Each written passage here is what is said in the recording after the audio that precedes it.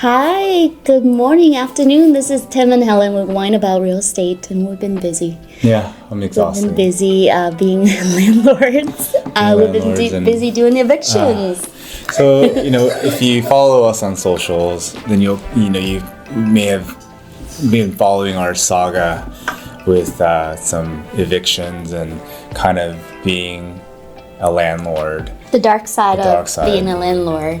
Absolutely. And so we'll try to break it up into a couple different parts, but some of you guys have actually responded back to our posts about the process and kind of what to do. So, I can kind of lead the conversation a little bit because I kind of was the head on kind of doing this, and between, Helen, me, and our parents and stuff like that, we do have a couple that we just self-manage, just to kind of help our parents and kind of help our family, with their properties. But, the one of the main ones, as the economy is kind of turning and kind of it's getting harder, and we are seeing more and more tenants and landlords kind of asking for assistance. And, from our perspective, we have mortgages on all of our properties, so we want to help as much as we can so that, we can pay our mortgages. We don't want to be end up in foreclosures either. Yeah.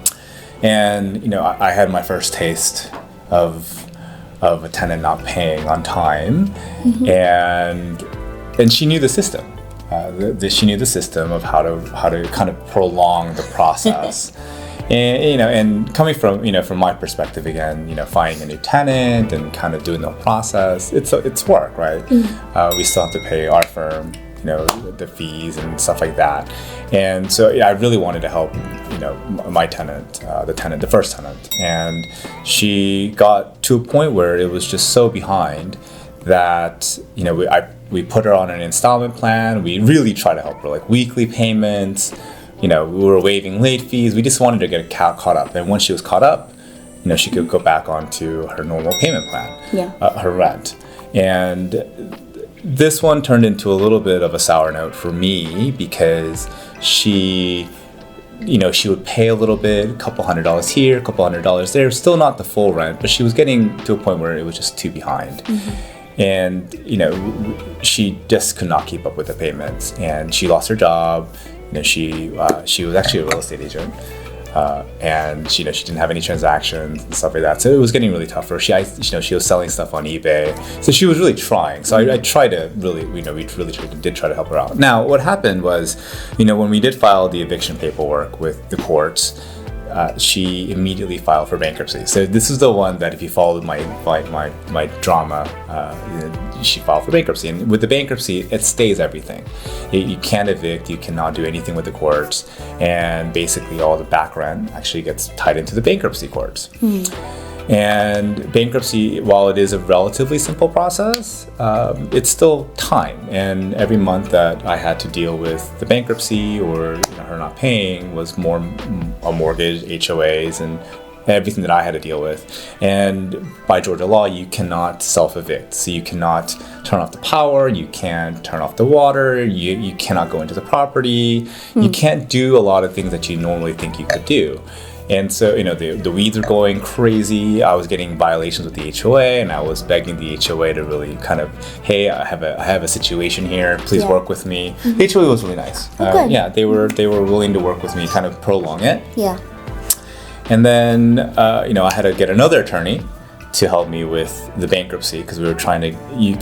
We were able to work with the bankruptcy courts to allow at least the eviction to go through. Yeah. And once we were granted that, the eviction, we were granted the writ, which is called the writ in Georgia, and she luckily voluntarily left the premises. Oh, good. Yeah. The problem was when she left the premises, it was pretty damaged. She, when I finally got the keys, I did meet her. I saw her in court. She was crying every day, every time I met her in court, and it was just unfortunate, right? And so it cost. We had to repaint new carpet. I mean, it was a whole ordeal, and we put the property back up to normal renting standard, I think. Again, we spent a lot of money kind of recouping, redoing the house. Right. And then we were able to release it, but it was a good Couple months. The complication that happened because she filed for bankruptcy, right? Otherwise, it would have been a very simple dispossessory process. In Georgia, we call it dispossessory, the simple eviction process. But unfortunately, because she filed for that bankruptcy, she knew that she could get at least another 2 months.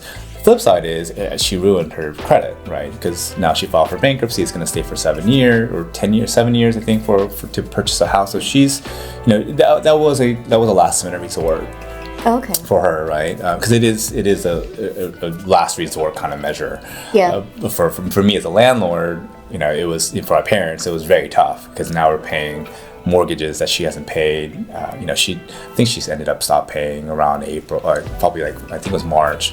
We filed for dispossession around June, and then she finally didn't, the whole bankruptcy and everything, she didn't get out until like September. I think I was still talking about it until September. Yeah. We finally got at least in this month. So it was a process, but it was a learning lesson for that one. And that kind of prepared us for our second process. So I guess we can stop here.